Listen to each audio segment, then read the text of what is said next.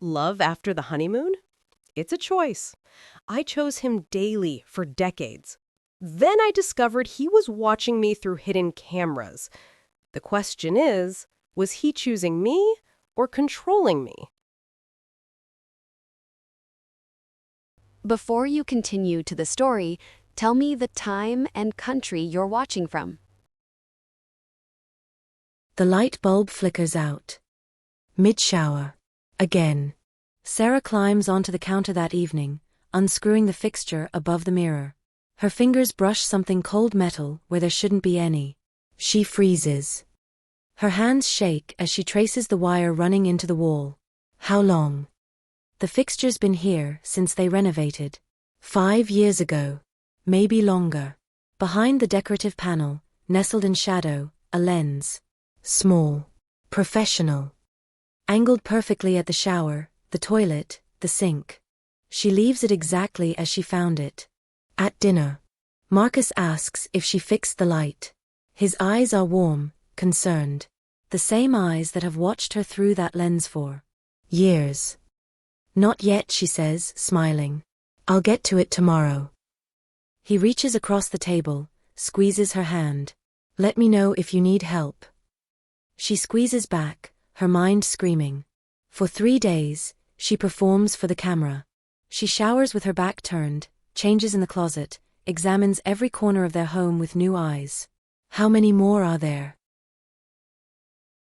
Marcus brings her coffee each morning, asks about her stress at work, rubs her shoulders when she's tense. 23 years of marriage, and she thought she knew every part of him. She remembers the storms, her father's death, the miscarriage, that year she couldn't get out of bed. He never left, never wavered. He kept every promise. So why this? She watches him at dinner, the way he listens when she talks, really listens, the way he still looks at her like she's the only person in the room. This is the man who held her through panic attacks at 3 a.m., who learned to braid their daughter's hair from YouTube videos. This is also the man who watched her undress for years without her knowledge. On the 4th night, she can't take it anymore. Marcus, she says quietly, do you trust me? His fork stopped midway to his mouth. Something flickers across his face. Fear, guilt, relief. Always, he whispers, but his voice cracks. Then why? Her voice is steady, but her hands grip the table edge. Why did you put a camera in our bathroom? The color drains from his face. He doesn't ask what she means, doesn't pretend confusion. He just breaks. Sarah. His voice cracks. God, Sarah, I'm so sorry. How long? 6 years. He can't meet her eyes. Since the incident. The incident. The word hangs between them like smoke. I need to know why, Marcus. After everything we've been through. I was terrified. You don't remember how bad it was. The doctor said you might never be the same. I needed to make sure. Make sure of what? Ice creeps into her voice.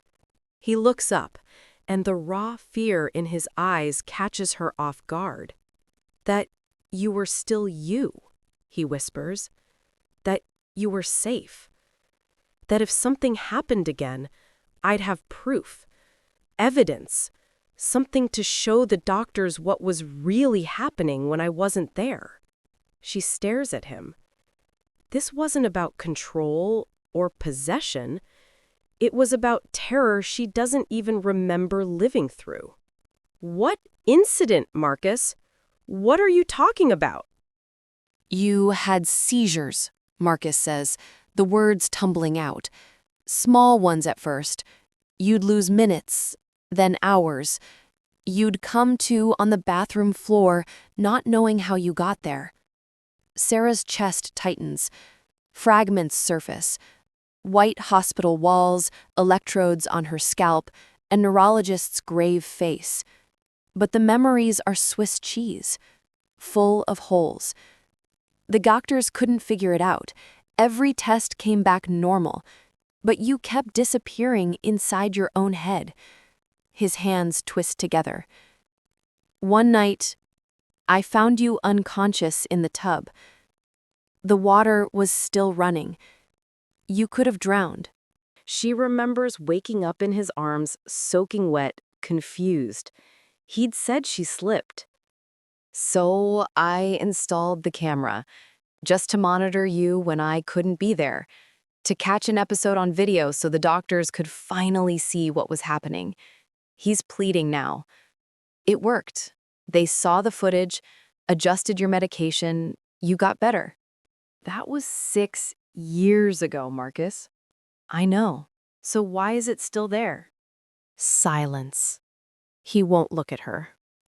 You recovered, he finally says. But I couldn't take it down. Every time I tried, I'd remember finding you on that floor. I told myself it was just in case, just to be safe. That's not protection, she says quietly. That's paranoia. I know. His voice breaks. I know. Sarah studies his face. The tremor in his jaw, the way his eyes dart left when he mentions the medication. Something's wrong with the story. The edges don't line up. Show me, she says. What? The footage. If you were documenting my seizures, show me right now. Marcus goes rigid. Sarah, you don't need to see. Yes, I do. She stands, her chair scraping loud in the quiet kitchen. If this was all medical, all innocent, then show me right now. He doesn't move. There are things you don't remember, he says carefully, each word measured, deliberate. Things I was protecting you from seeing. Her pulse hammers. What things? The worst episodes. The ones where you... He stops, swallows hard. You weren't yourself. You said things, did things. I didn't want you to have to live with those memories. That's not your choice to make. I'm your husband. Protecting you is exactly my choice. The possessiveness in his voice raises every hair on her neck. This is new. Or maybe it's not. Maybe she just never noticed before. Get your laptop, she says. Now. Or I'm calling the police. His face goes white. You wouldn't.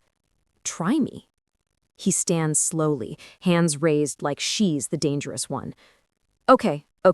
But Sarah, once you see this, you can't unsee it. Marcus sets the laptop on the table between them. His hand hovers over it, protective. Let me explain the organization first. Sarah snatches it away and opens the lid. The desktop is clean except for one folder, S, private. Her initial, her privacy, archived and labeled. She clicks it open. Dozens of subfolders, each one labeled with a date range. She scrolls through years of her life cataloged and stored, 2019, 2020, 2021.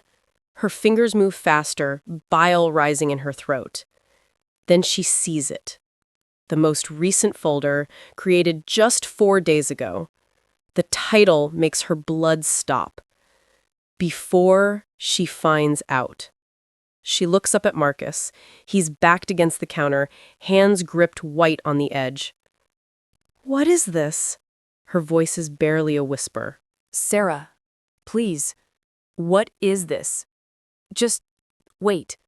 Let me explain first, before you open it. But her hand is already moving toward the trackpad. Don't, Marcus says, and something in his voice, something desperate and terrified and final, makes her pause. Her finger hovers over the folder. What did you do? She asks. He closes his eyes. Something I can never take back. She double-clicks.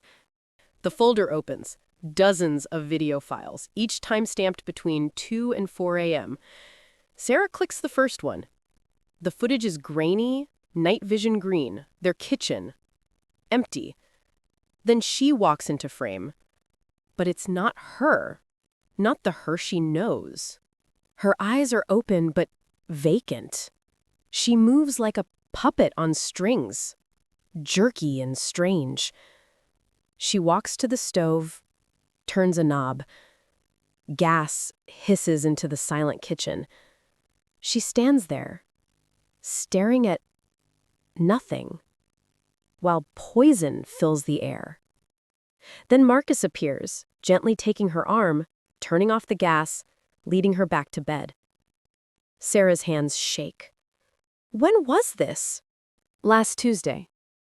She clicks another file. This time, she's standing at the top of the basement stairs, swaying at the edge. One more step and she'd tumble down concrete steps into darkness. Marcus catches her before she falls. Another video. She's in the garage, car keys in hand, getting into the driver's seat at 3 a.m. He stops her every time.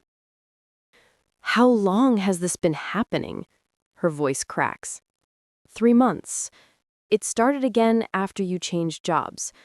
The stress, maybe? I don't know. He moves closer, cautious.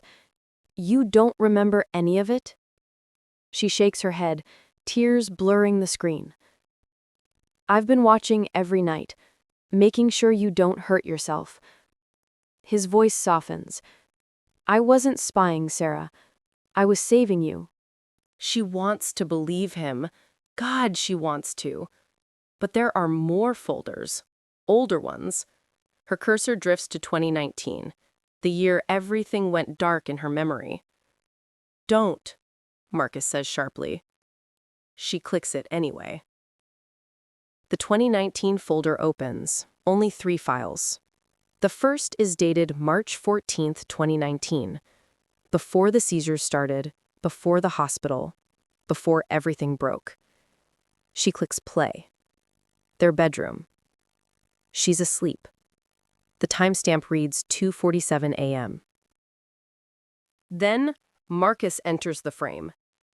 But he's not rushing to save her. He's moving slowly, deliberately. In his hand, something small. A bottle. Sarah's breath stops. He sits on the edge of the bed, whispers something she can't hear. Then he reaches toward her nightstand, adjusting something by her water glass. His shoulders shake. He's crying. I'm sorry, he mouths to her sleeping form.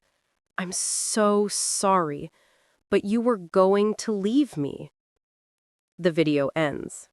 Sarah's entire body goes numb. She clicks the next file. Same night, different angle. The bathroom camera. She watches herself wake up hours later, groggy, confused. Watches herself drink from the glass on her nightstand. The third file is dated a week later, the first seizure. She turns to Marcus, and the look on his face tells her everything. What did you do to me? What did you put in my water? His face crumbles completely. You found the emails. The lawyer. You were going to take everything, the house, the custody. I panicked. I just needed you to need me again, to remember why we belonged together. Her vision tunnels. The seizures, the memory loss. The doctor said it was neurological. Low doses over time. Something I found online. It was supposed to be temporary, just enough to make you confused, dependent, but it went too far. I stopped as soon as I realized, You poisoned me. The words feel unreal. You erased months of my life. I know, and I've spent every day since trying to make it right. His voice breaks with desperate conviction.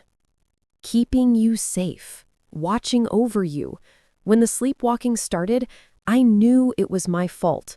Side effects, maybe, or guilt manifesting in you somehow. But I won't let you die because of what I did. I won't. Sarah stands, the laptop clattering to the floor. You're not protecting me, Marcus. Her voice is ice. You're protecting yourself from what you are. She walks toward the door, each step steady despite the tremor in her hands. Where are you going? Panic edges his voice. She stops, looks back at the man she's loved for 23 years, the man who almost killed her, the man who's been saving her from the consequences of his own crime. Somewhere you can't watch me anymore. His next words freeze her at the threshold. But Sarah, who's going to stop you tonight? She realizes with creeping horror, she doesn't know if the sleepwalking is real or if it's just another cage he's built to keep her from leaving. The laptop screen glows behind him, filled with folders of proof she can never trust. Did you like my story? If you watched it to the end, drop a 2 in the comment. If you enjoyed it, you can support me by liking this video and sending a small tip. I've got lots of other live stories like this on my channel, so make sure you subscribe.